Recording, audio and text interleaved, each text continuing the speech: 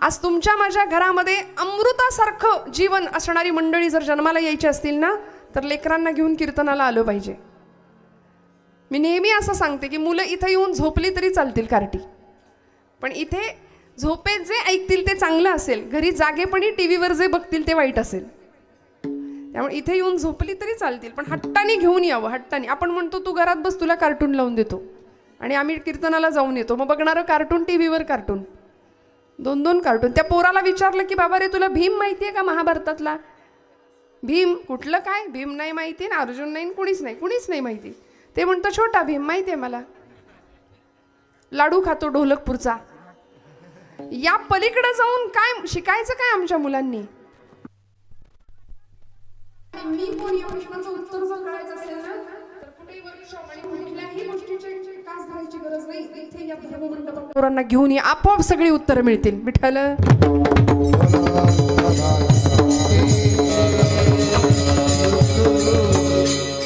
त्यामुळे तुकोबांनी अमृत कसं ओळखायचं म्हणाले, अमृतासारखी माणसं कशी ओळखायची. या भूमीमध्ये कलकत्ता प्रांतामध्ये एक असा योद्धा संन्यासी जन्माला येऊन गेला. योद्धा कधी संन्यासी नसतो आणि संन्यासी कधी योद्धा नसतो, पण ज्यांना उपमा दिली लोकांनी योद्धा संन्यासी, असे आमच्या भारताचे महापुरुष. अमृतासारखं जीवन होतं आणि जगाला सांगितलं. जेव्हा परदेशात जायचे ना, तेव्हा सगळ्या जगाला सांगायचे, कारण तो धर्म होता ख्रिस्ती धर्म. ख्रिस्ती मिशनऱ्यांचा असा आचार होता, तुम्ही सगळे पापी आहात म्हणायची ती मंडळी. तुम्ही सगळे पापी आहात, ईश्वराला शरण जा, आमच्या येशूला शरण जा, असं सांगायचे.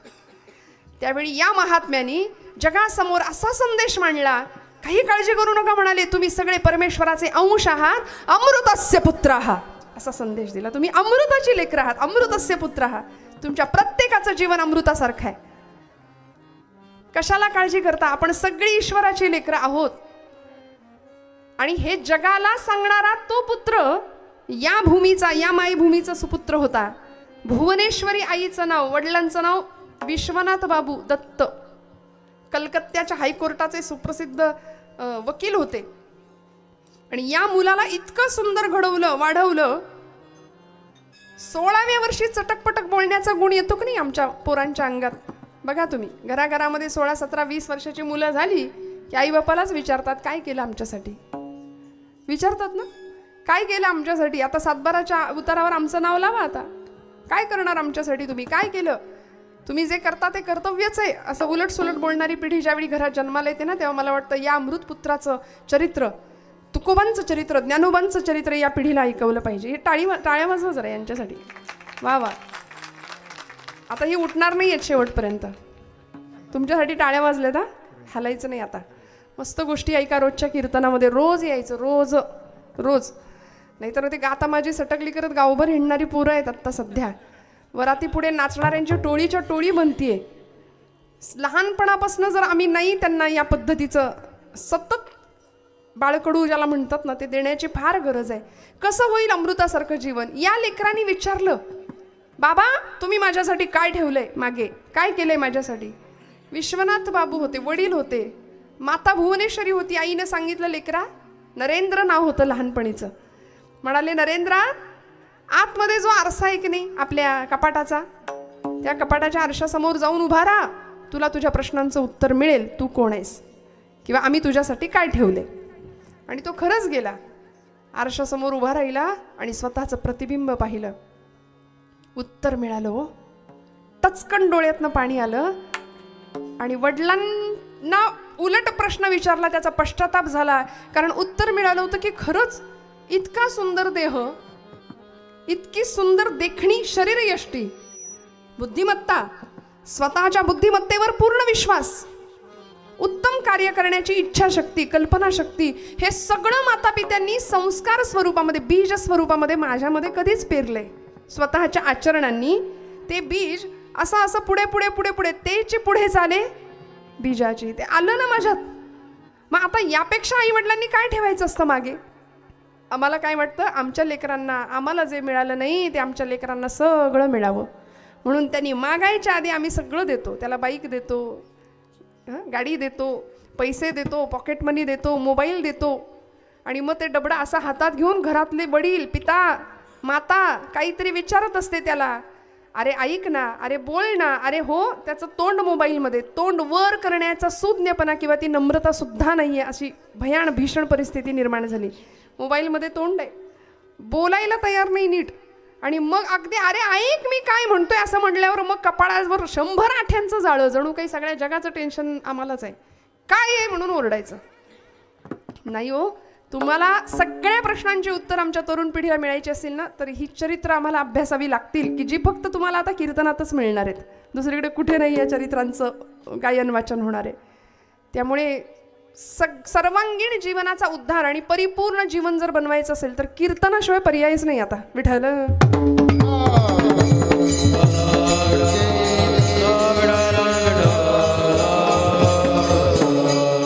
प्रश्नाचं उत्तर त्यांना मिळालं वयाच्या 5व्या वर्षी, ज्याच्या डोळ्यामध्ये स्वराज्याचं दिव्य स्वप्न पाहत होती अशी स्वराज्य जननी राजमाता जिजाऊ माऊली, अमृताची वेल होती. 5 वर्षाच्या लेकरांनी विचारावं, आई माझा वाडा कुठं आहे, माझा घोडा कुठं आहे, माझं सैन्य कुठं आहे. पुण्याच्या भूमीमध्ये आल्यानंतर राखेचे डोंगर साचले होते, माणसं परागंदा झाली होती, देशोधडीला गेली होती. इतकी भीषण अवस्था होती. आपल्याच माणसं आपल्याच घरामध्ये शिरून सुलतान मुघल आक्रमक आपल्याच घरच्या बाया बापड्यांना ओढत बाहेर नेलं जात होतं. आपल्या डोळ्यासमोर आबरू लुटताना बघण्यापलीकडे इलाज उरला नव्हता देशबांधवांकडे, आमच्या समाज बांधवांकडे. इतकी भीषण परिस्थिती होती. आणि या वयामध्ये 5-6 वर्षाचं वय स्मशान झालं होतं. महाराष्ट्रामध्ये सुलतानशाहीची आक्रमणं, मुघलांची आक्रमणं व्हायला लागली, राखेचे डोंगर, माणसं परागंदा व्हायला लागली, धर्मांतरणं करायला लागली, धर्म बदलायला लागली. नको बाबा म्हणाले हा हिंदू धर्म. इतकं दूषित भीषण वास्तव समोर असताना आई आपल्या 5 वर्षाच्या लेकराच्या डोळ्यात स्वराज्याचं स्वप्न बघतीये. आणि तो मुलगा म्हणतो माझा वाडा कुठं आहे, घोडा कुठं आहे. आई म्हणते बाळा इथं वाडा नाही, इथं घोडा नाही, हे सगळं तुला निर्माण करायचंय, करशील का बोल. आणि 5व्या वर्षी उत्तर दिलं, हो आऊसाहेब, आपला आशीर्वाद आणि श्रींची इच्छा असेल तर हे राज्य होईल, ही काळ्या दगडावरची रेष आहे. म्हणून 16व्या वर्षाचं वय लागतं ना लागतं तोपर्यंत रोहिडेच्या डोंगरावर रोहिडेश्वराच्या समोर उभे राहिले आणि याच महादेवाच्या साक्षीने 150 मावळ्यांच्या धारोषण रक्ताचा अभिषेक करून स्वराज्याची शपथ सुद्धा घेतली. हो, जटाटवी गलज्जल प्रवाह पावितस्थले गले मलंब्य लंबितांभुजंग तुंग मालिका टमट टमट टमट टमन निनाद वड्डमरवयं चकार चंड तांडवं तनोतु न शिव शिवम् जटाकटाह संभ्रम भ्रमन्निलिम्प निर्झरी विलोलवीच व्यल्लरी विराजमान मूर्धनी धगत धगत धगत ज्वलल्ललाट पट्ट पावके किशोर चंद्रशेखरे रति प्रतिक्षणं मम. हर हर हर हर महादेव. जागर होता सैन्याचा, कारण हे देवा तू विष प्राशन केलंस, स्मशानेश्वा क्रीडा हे तुझं भाग्य भगवंता. वेताळांच्या भूतांच्या सहवासात राहिलास, सर्पगळ्यामध्ये अडकवलेस. खरं तर तुझा वर्ण कसा, काय भगवंतांचं वर्णन आहे, कर्पूर गौरम करुणावतारम संसारसारम भुजगेंद्रहारम सदा वसंतं हृदयारविंदे भवं भवानी सहितं नमामि. कर्पूर गौर असलेला भगवंत, कापरासारखा रंग आहे भगवंतांचा, गोरा. गात्रम भस्म सितं सितंच हसितं हस्ते कपालम सितम असं म्हटलंय. कंठे हार सित सितस्तु वृषभः कर्णे सिते कुंडले. सगळंच गंगा फेन सीता सीता मलजटा भाले सितश्चंद्रमा. सीत म्हणजे पांढरं शुभ्र असे भगवान शिव आहेत. पण चिताभस्म अंगाला फासलं, स्मशानात राहिले, विषप्राशन केलंस भगवंता, सगळं सहन केलं. आता ती तुझी जी ताकद आहे ना, आज तू आम्हाला दे विषप्राशन करण्याची. कारण जगाला अमृत द्यायचं असेल तर आम्हाला विषप्राशन करावं लागेल, हे आम्ही तुझ्याकडून शिकलो. आराध्य दैवत होतं तुळजापूरची तुळजाभवानी, इष्ट आराध्य देवता होती छत्रपतींची. का अमृतासारखं आयुष्य घडवलं आईनी, मार्गदर्शक म्हणून मागे उभी राहिली. आणि मग असा विस्तार होत गेला ना स्वराज्याचा. अमृताची फळे अमृताची वेली, तेची पुढे चाली बीजाची. कितीतरी उदाहरणं सांगता येतील श्रोते हो. आज असं अमृतासारखं जीवन जर आम्हाला जगायचं असेल, आमच्या दृष्टीने असं संपन्न जीवन पुढच्या पिढीला द्यायचं असेल, बघा ना आजचा पालक वर्ग प्रत्येक वेळी मुलांना काय शिकवतो, मोठा हो, खाऊन पिऊन तब्येत छान कमव, भरपूर मोठा हो आणि काय कर, खूप पैसा कमव. बस एवढंच जीवनाचं ध्येय आम्ही शिकवतो. भरपूर पैसा कमव, भरपूर मोठा हो, पण या देशाचा उत्तम सुजाण नागरिक हो, उत्तम माणूस म्हणून जगासमोर प्रदर्शित हो, हे सांगायला आम्ही विसरतो. म्हणून मला असं वाटतं ही चरित्र फार गरजेची आहे. तुकोबांच्या आई कणकाईने आणि बोल्हवानी काय भक्ती करावी, काय आदर्श ठेवावा समोर महाराजांच्या.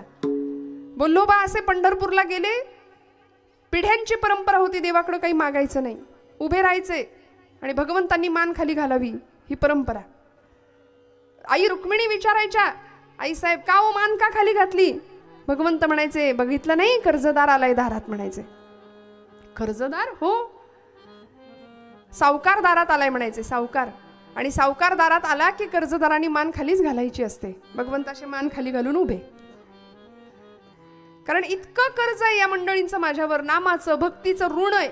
दिवाळखोर नारायण त्याला बहुतांचे ऋण असं म्हटलंय महाराजांनी. ऋण फेडण्याकरता आला अवतार घेतला, पण कर्जबाजारीच झाला भगवंत. इतकं भक्तीचं ऋण भगवंत भक्तांचं वाढलं की काही मागितलंच नाही भक्तांनी भगवंताकडं, काही नाही. आमचं तसं आहे का हो? आमची लिस्ट भली मोठी असते आणि दिलं तरी झोळी फाटकीच कायम, कितीही द्या कितीही द्या. सकाम भक्ती आम्ही करतो, पण संतांना निष्काम भक्तीचा पाठ घराघरातनं दिला होता. बोल्होबांनी काहीच नाही मागावं. पुढच्या काळात तुकोबांना म्हणायचे, पांडुरंग परमात्मा तुकोबा, तुझ्या अख्ख्या पिढीत विश्वंभर बुवांपासून आजपर्यंत कोणीच काहीच नाही माझ्याकडे मागितलं, तुकोबा तुम्ही तरी काहीतरी मागा. महाराज म्हणायचे, माझ्या वडिलांची मिराशिगा देवा, तुझे चरण सेवा पांडुरंगा,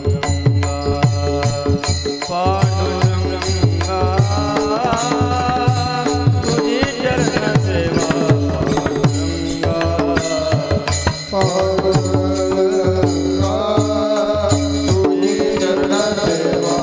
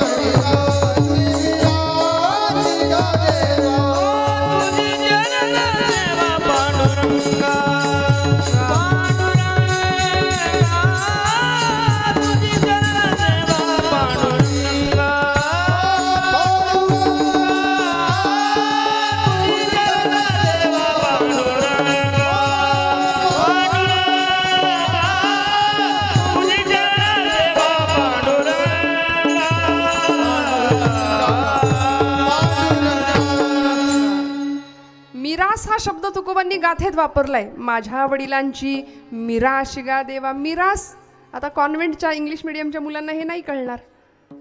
मिरास म्हणजे वारसा, संपत्ती, इस्टेट म्हणतो ना, वाडवडिलांनी ठेवलेली. माझ्या वडिलांची मिराशिगा. काय मिराशी? तसं तर आमच्याकडे बघितलं तर आम्ही सदैव सुडके. जवळी येता चोरही धाके. चोर सुद्धा 10 वेळा विचार करेल आमच्या घरात येण्यापूर्वी की बाबा रे याच्या घरी जाऊ की नको.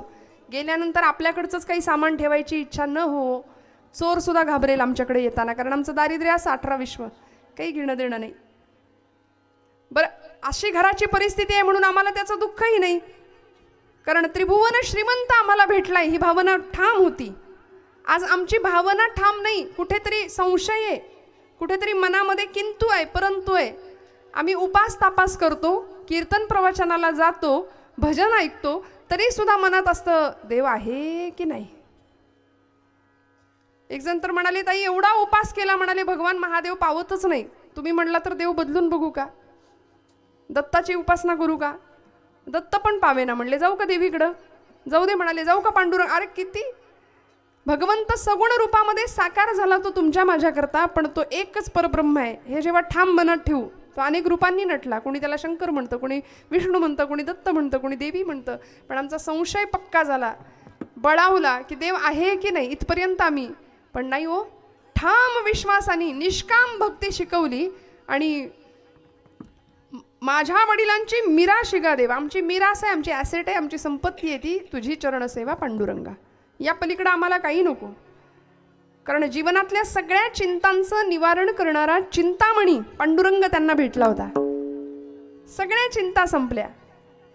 प्रचंड कटकटी होत्या घरामध्ये. अवलामाई विचारायच्या जिजाई माता तुकोबांना, धनी तुम्ही रोज त्या काळ्याकडे जाताय म्हणायची, तुम्ही रोज त्याचे पाय पकडताय, बघा माझ्या संसाराचा पार पार इस्कोट होऊन गेला म्हणायची, जरा बघा लेकरा बाळांकडे बघा. तुकोबा म्हणायचे, आवले काळजी करू नको, ज्यानं चोच दिली तो चारा देणारच आहे ग. प्रपंच बाजूला सारून परमार्थासाठी बाहेर पडले. याचा अर्थ असा नाही तुकोबा आम्हाला शिकवतात अशी प्रपंचाची दशा करा, असं नाही. हे फार डेंजर आहे बरं. तरुण पिढीसमोर असं सांगायला गेलं की ते म्हणतात संतांनी कर्तृत्व नाकारलं, प्रपंच बाजूला ठेवला, नीट कामच नाही. सेवा करतात नाद ब्रह्माची, स्वर ब्रह्माची, शब्द ब्रह्माची, आणि मग परब्रह्म साकार व्हायला किती वेळ लागतो. कीर्तनामध्ये श्रोत्यांच्या रूपात आम्ही त्याला पाहतो. महाराज म्हणतात, ऐसी यांचा संग देई नारायणा ओलावा वचना जयांची. या किती सोपं आहे बघा. ज्यांच्या वचनाला ओल आहे, ओलावा आहे, त्यांचा संग मला दे. इतकं सोपं महाराज सांगतायत. मग आता तुम्ही म्हणाल ओलं कसं बोलायचं, शब्द कसे भिजवायचे. ज्यांच्या वचनांमध्ये आपुलकी आहे, स्नेह आहे, आर्द्रता आहे, प्रेम आहे, भाव आहे, त्यांचा संग मला दे. आज कुणी कुणाशी धड बोलायला तयार नाही, बोललंच तर नीट बोलायला तयार नाही. शब्द संभल के बोलिये, शब्द के हात ना पाव, एक शब्द हे औषधी, तो दुसरा शब्द हे घाव असं म्हटलंय. म्हणजे शब्दांनी होणारी जखम आणि एखाद्या शस्त्रांनी होणारी जखम, यामध्ये ही शब्दांची जखम फार त्रास देते. आणि दुर्दैवाने आम्ही सुद्धा त्याच जखमा फार लक्षात ठेवतो. काही वेळा काय असतं, फॉरगेट, फॉरगिव्ह आणि मूव्ह फॉरवर्ड, या 3 गोष्टी फार पाळणं आयुष्यात गरजेचं असतात. काही गोष्टी विसराव्यात, काही गोष्टी क्षमा कराव्यात, आणि काही गोष्टी सगळ्या मागं टाकून पुढे निघून जावं. हे जमलं पाहिजे बरं का. आम्ही तेच ठेवतो. 25 वर्षापूर्वी अमुक अमुक लग्नात मला हलकी साडी दिली, 25 वर्ष खतखतत राहतं डोक्यात, उरात अखंड तेच तेच तेच तेच. काही गोष्टी सोडूया. मुखामध्ये अखंड भगवत प्रेमाचा ओलावा राहील असं, अशी काहीतरी व्यवस्था करता येईल का. माणसाच्या 2 प्रतिमा असतात श्रोते हो. माणूस कायम प्रतिमेत जगतो. एक समोरच्याला दिसणारी आणि दुसरी वस्तुस्थितीत असणारी. 2 प्रतिमांमध्ये माणूस जगतो. म्हणून असं म्हटलंय, एकच राहावं, जसं आहे तसं समोर प्रदर्शित व्हावं. विनाकारण कुठल्याही गोष्टीचा दिखावा न करता बोलायचंच असेल ना तर भगवंताच्या विषयी बोलावं. न बोले मना राघवा वीण काही, जनी वावुगे बोलता सुख नाही. घडीने घडी काळ आयुष्यने तो, देहांती तुला कोण सोडू पाहतो. मनोबोध नावाचा समर्थांचा ग्रंथ आहे छोटा. मनाला उपदेश केले, बोलायचंच असेल तर म्हणाले रामाशिवाय कृष्णाशिवाय बोलूच नको. आमचं असं आहे, 4 बायका एकत्र जमल्या की सगळी वर्तमानपत्र तिथं मिळतं गावाचं. हिचं काय झालं, त्याचं काय झालं, ही कुणाबरोबर गेली, अगं ती तशीच आहे तशी. त्यापेक्षा आपण असं म्हणूया ना, एक किती माळा जप केला तू आज, किती झाला जप. ज्ञानोबांचं तुकोबांचं काही वाचलंस का, काही ग्रंथांना स्पर्श केला का. मी नेहमी सांगते की आपण बघा ना, अनेक गोष्टींकरता व्यवहारामध्ये जरा काही बिनसलं की आपण तब्येतीत बिघाड झाला की डॉक्टरांकडे जातो, डॉक्टर प्रिस्क्रिप्शन देतात, मेडिकलमध्ये जातो, औषध गोळ्या आणतो आणि त्या देवापुढे ठेवतो ना हळदी कुंकू हात, नाही की नाही. ते औषधं घेतो, जो काही कोर्स असेल तो श्रद्धेने पूर्ण करतो. का, इच्छा असते गुण पडला पाहिजे, फरक पडला पाहिजे. मग संतांचे हे ग्रंथ म्हणजे तुमच्या माझ्याकरता औषधाचंच काम आहे. जीवनातल्या नैराश्यावरचं औषध आहे, जीवनातल्या सगळ्या समस्यांची उत्तर आहे. तिथे शंका नाही आणायची. ते मात्र आम्ही सगळं पोथ्या बासनात गुंडाळून तिथं मात्र हळदी कुंकू वाहतो. तिथे सगळ्या प्रश्नांची उत्तरं मिळतील, तिथे मनामध्ये शंका नाही आणायची. आणि संतांनी आम्हाला आचार विचार, बोलावं कसं हे सुद्धा सांगितलंय. कसं बोलायचं. जिभेची 2 काम आहेत, स्वाद आणि दुसरं काम आहे, पहिलं काम आहे स्वाद, खायचं, चव चाकतो आम्ही. आजचं जिरत नाही तोपर्यंत उद्या काय बनवायचं. महाशिवरात्रीच्या उपासाला मी काय खाऊ, याचं महिनाभर नियोजन असतं आमच्याकडे. उपासाचे 108 पदार्थ पुस्तकं लिहिली. आमचे पुण्याजवळचे कोडीत गावचे एक आचार्य अत्रे, आपल्या सगळ्यांना माहिती अत्र्यांचं नाव, महाराष्ट्रामध्ये अत्रे नवीन नाही आहेत कुणालाच. अत्र्यांनी एक पद लिहिलंय, म्हणाले की हे असं विडंबन काव्य त्याला म्हणतात. ते म्हणाले, उपास मज लागला सखे ग बाई, उपास मज लागला. कसं भक्ती आमची बघा. उकडले बटाटे 6, आत्र्यांचं काव्य. मोजिल्या खार का 10, हे एकटीसाठी बरं का. आणि म्हणायचं उपास उपास उपास उपास. दिवसभर तोंड असं असतं की जणू काही गिळलंच नाही आम्ही. आणि सगळ्या म्हणजे जगाचं टेन्शन असल्यासारखा चेहरा. मी निंदा नाही करत आहे, अत्र्यांचं काव्य सांगण्याच्या निमित्ताने बोलते. आणि कुणी आपल्यापुरतं घेऊ नका बरं का. उकडले बटाटे 6, मोजिल्या खार का 10, किस नुसता केला पहा सखे ग बाई, उपास मज लागला, उपास मज लागला सखे ग बाई, उपास मज. यांना वाजवायचंच आहे. हा उपास मज भोवला. दिवसभर असा उपास उपास उपास करत आम्ही एवढं सगळं, एकादशी दुप्पट खाशी आपल्याकडे म्हणच आहे. आणि मग शेवटी जीव कासावीस झाला. जमेनाच आता शेवटपर्यंत. चतुर्थी सुद्धा आम्ही करतो, पण सकाळी ब्रश करतानाच काय रावसाहेब आज चंद्रोदय किती वाजता आहे हे चिंतन. म्हणजे त्या गणपतीपेक्षा चंद्राची आम्ही एवढी वाट पाहतो त्या दिवशी, म्हणजे मग आम्हाला गिळायला मिळतं की नाही.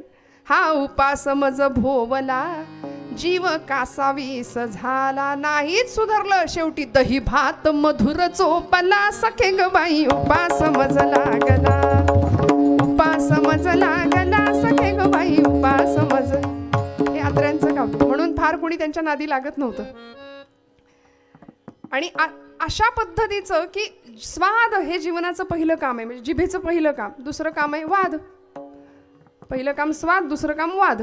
म्हणून जगातली 99% भांडणं जिभेमुळे होतात. आणि ती कमी पडली की माणूस हाणामारीवर उतरतो.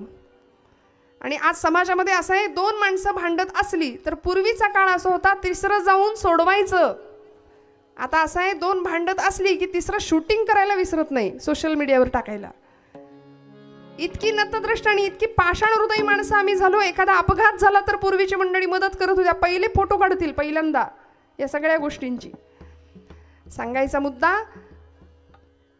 ओलावा वचना जयांची, या वचनांना आचरणांना स्नेहाचा ओलावा असला पाहिजे. आर्द्र जीवन असलं पाहिजे आमचं, की दुसऱ्याला त्रास नाही. भगवंतांनी याकरता माझी योजना केली आहे. को 750 वर्षापूर्वी पायरीवर बसला म्हणून मारलं आमच्या चोखोबांना त्या काळच्या लोकांनी. इतकं मारलं, इतक्या वेदना झाल्या, सर्वांगापर्यंत कळ जावी. आणि पांडुरंगा, अरे माझ्याच कर्माचं फळ असेल रे हे, कुणाला दोष नाही दिला. आम्ही मात्र जरा बिघडलं की बाकी नाही, देवावरच खापर पडतो. काय रे, तो खरं तर तुमच्या पुण्यातही नाही पापातही नाही. सगळं प्रारब्ध आमची गाठोडी घेऊन आम्ही आलोय आणि भुगतोय. पण भोग कमी करण्याचं किंवा ते भोग भोगण्याची ताकद देण्याचं काम परमात्मा आम्हाला निश्चित करणार आहे. कधीच नाही तक्रार केली. तक्रारी तुम्ही आम्ही करतो, संतांनी नाही तक्रारी केल्या. जे आहे ते स्वीकारलं. प्रारब्धाचे भोग. माझंच काहीतरी पूर्वजन्मीचं पाप आहे भगवंता, म्हणून मला असा अनुभव येतो. तुझ्या पायरीवर सुद्धा बसू देत नाहीत रे. विटाळ व्हायला म्हणाले चोख्या, चाल इथून निघून जा. अजिबात बसू देत नव्हते चोखोबांना. पण तरी सुद्धा भगवंताला बघायचंय. सावळे सुंदर रूप मनोहर, राहो निरंतर हृदयी माझ्या. पांडुरंगा, मला बघू दे रे तुला, मला बघू दे रे तुला, म्हणून पायरीवर बसून राहायचे सारखे. जरा कुणी बाजूला झालं, कुणी नाही असं बघितलं की हळूच पांडुरंगाकडे मुखदर्शनासाठी जायचे, हकलून द्यायचे, मारायचे, बडवायचे. आणि पांडुरंगाकडं मागणं मागायचे. कसे माहितीये? जोहार माई बाप जोहार, जोहार माई बाप जोहार, जोहार माई बाप जोहार, जोहार माई बाप जोहार, जोहार माई बाप जोहार, माई बाप जोहार, माई बाप जोहार, जोहार जोहार माई बाप, जोहार माई बाप जोहार. तुमच्या महालाचा मी महार, तुमच्या महालाचा मी महार, तुमच्या महालाचा मी महार. माय बाप जोहार, माय बाप जोहार, जोहार माय बाप जोहार, जोहार माय बाप जोहार, जोहार माय बाप जोहार, जोहार माय बाप. बहु भुकेला झालो, बहु भुकेला झालो, बहु भुकेला झालो, बहु भुकेला. टाळ थोडे बारीक कर.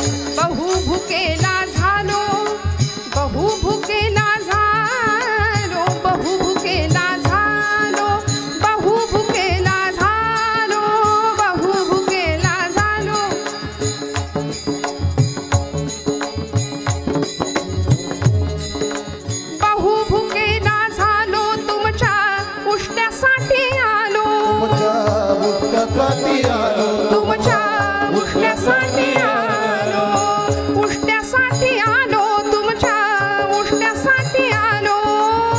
चोखा म्हणे पाटी आणली, चोखा म्हणे पाटी आणली, चोखा म्हणे पाटी आणली. उष्ट्यासाठी आणली, तुमच्या उष्ट्यासाठी आणली. मायबा गोहार, मायबा गोहार, गोहार मायबा गोहार, गोहार मायबा.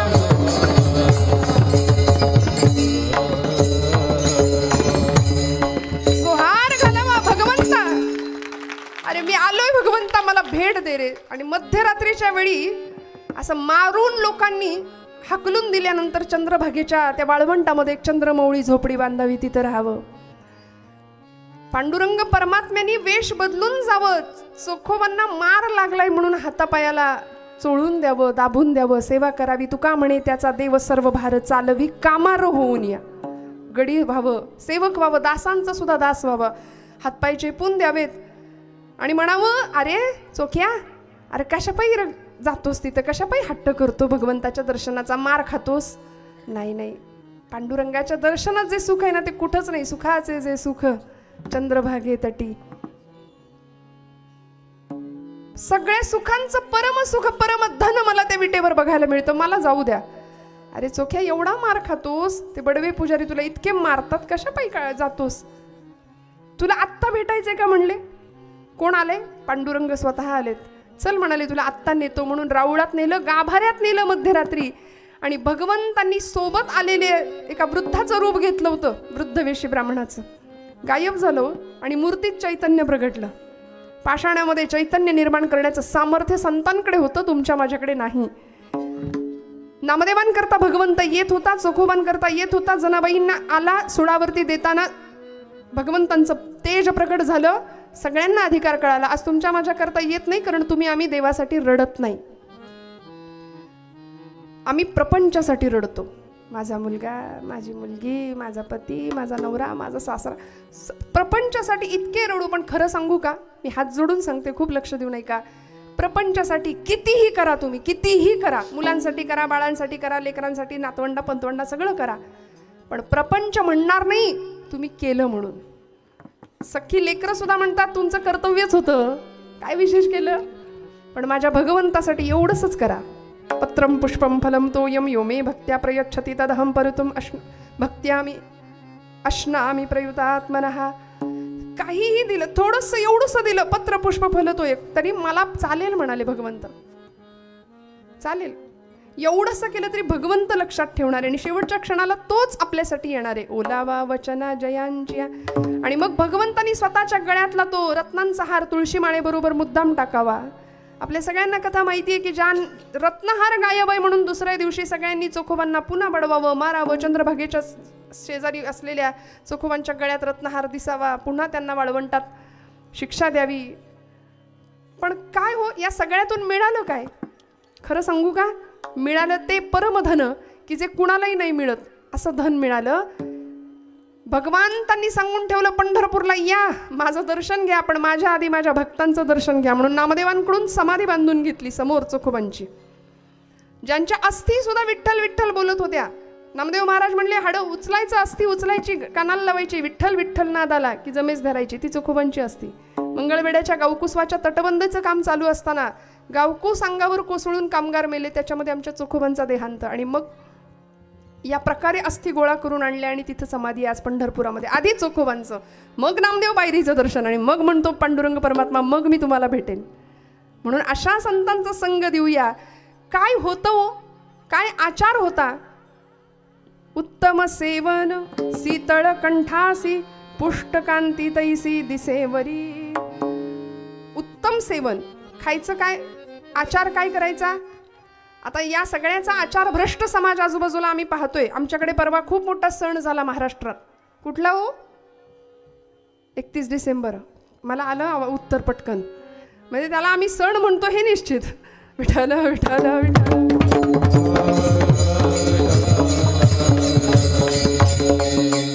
हा कुठला सण नाही, पण सणापेक्षा मोठं महत्त्व आम्ही त्याला देऊन ठेवलं. पाश्चिमात्यांचं उच्चिष्ट आम्ही उगीच खरकटं खातो. आमच्या श्रीमंतीकडे आम्ही लक्ष देत नाही. स्वामीजी म्हणतात, आमची श्रीमंती आम्ही लक्षात घ्यायला तयार नाही. इंग्रज भारतीय लोक इंग्रज लोक किंवा पाश्चिमात्य लोक भारताकडे बोट दाखवतात मानसिक शांततेसाठी आणि आम्ही सगळे त्यांच्याकडे जातो. अमेरिकेतल्या कित्येक शहरांमध्ये, टेक्सास सारख्या शहरामध्ये 10,000 पोरं एका वेळी गीता पठणाला बसतात आणि आमची पोरं, आम्हाला वाटतच नाही की आमच्या मुलांना सुद्धा भगवद्गीता यावी, हरिपाठ यावा. आणि या सगळ्यातून जर आम्हाला काही साधायचं असेल ना, तर अमृतासारखं जीवन ते मिळावं याकरता संतांनी जे सांगितलं त्या आचार विचारांचा विचार करावा लागेल आणि भगवंताला जे आवडतं ते करावं लागेल. विठोबा रखुमाई, बोला बोला.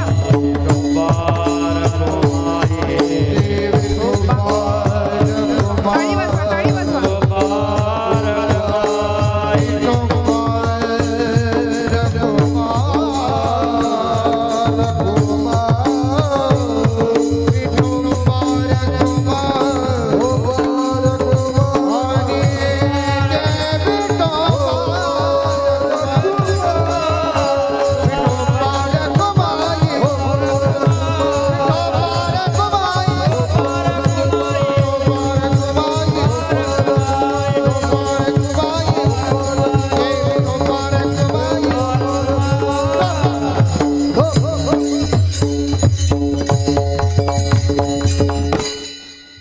आता घड्याळ खुणवायला लागलं ना.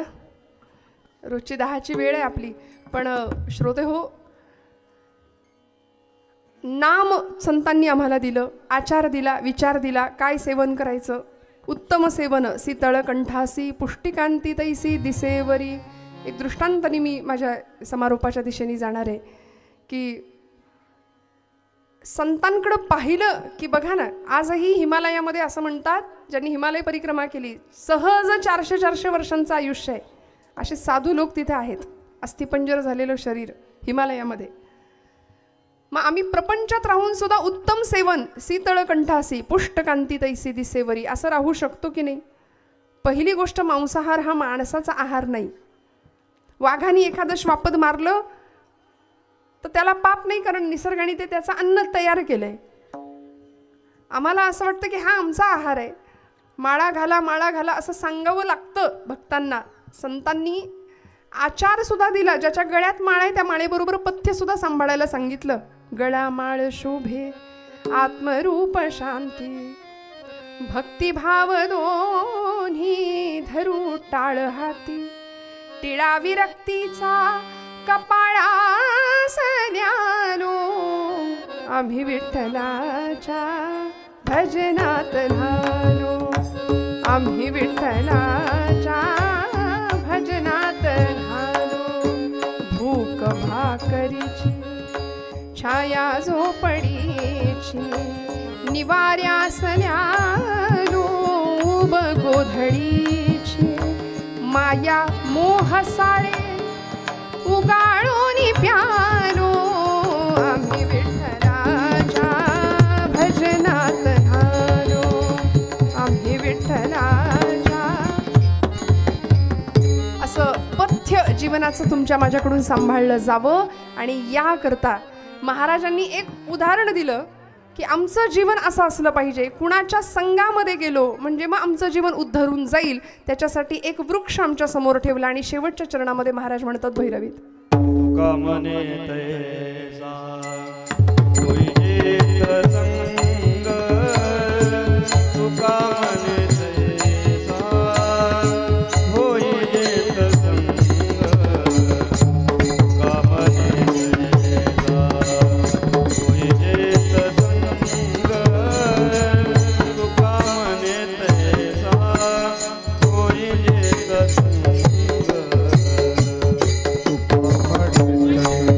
संग.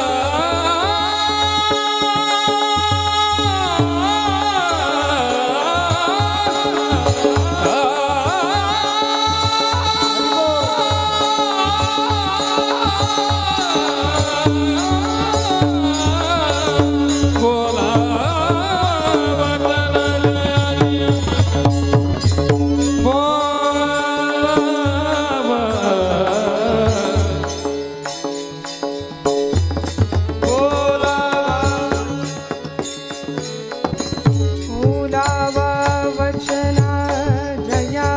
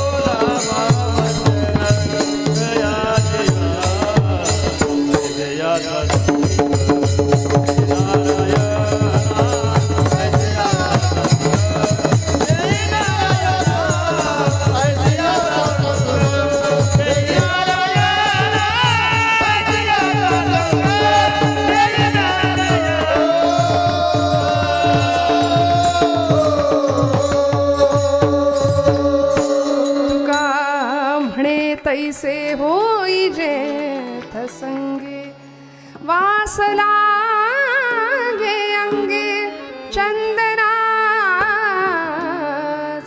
ऐसियांचा संग देई नारायणा तजरे अभिमान जान गुनियन को तजरे अभिमान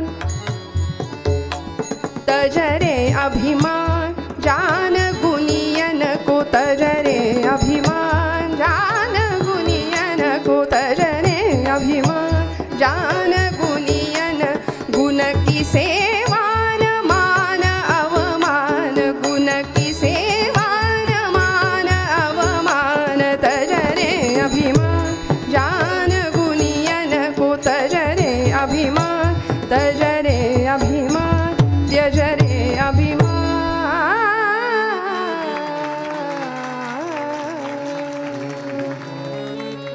अमृताची फळे अमृताची वेली तेची पुढे चाली बीजाचीही ऐसी अंचा संग देई नारायणा.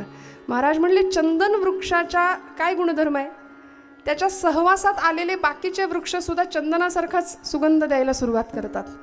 तसं आम्ही जर सत्पुरुषांच्या सहवासात गेलो, सज्जनांच्या संगतीत राहिलो, तर आमचंही जीवन अमृतासारखं झाल्याशिवाय राहणार नाही. तुम्ही म्हणाल ताई हे सगळं झालं, ऐकलं, अभंग सोडवला, पण आम्ही काय करायचं? आजचं कीर्तन संपलं. प्रभाव कीर्तनाचा तेवढ्यापुरता राहतो. प्रत्येक तुकोबांच्या कीर्तनाचा प्रभाव असा होता की पांडुरंग भेटायला यायचे, कडकडून भेट द्यायचे. नामदेवांच्या कीर्तनात पांडुरंग नाचायचे. आमच्या कीर्तनाचा प्रभाव असा असतो की ताई यूट्यूबला कीर्तन ऐकतो, रोज इकडं अंथरून टाकायचं, इकडे ते लावायचं, कधी झोप लागते आमचं आम्हाला कळत नाही म्हणले. हा प्रभाव आमचा. पण या पातळीवर जाऊन आम्ही काय करायचं? मी तुमचा वेळ खूप घेतलाय. मी नेहमी एक किस्सा छोटासा सांगत असते, शेवटी तो सांगते आणि मी थांबते. फक्त खूप लक्ष देऊन ऐका. आम्ही आमच्या पातळीवर करायचं काय? सूर्य मावळायला गेला आणि सगळ्या नक्षत्रांना जमा केलं त्यांनी, सगळे तारे जमले आकाशमंडलामध्ये आणि सगळ्यांना विचारलं की तुम्ही आता माझं काम तुम्ही कराल का? तू कायमचं रजेवर जायचं ठरवलं त्यांनी. माझं काम तुम्ही कराल का? ते सगळे म्हणाले बाबा तुझ्या प्रकाशात आम्हाला कुठे जमणार, तू स्वयंप्रकाशी आहेस. तसा भगवंत देव या शब्दामध्ये दिव हा धातू आहे. दिव म्हणजे प्रकाश, तो प्रकाश आहे, स्वयंप्रकाशी आहे. मग त्याचा प्रकाश मान्य करून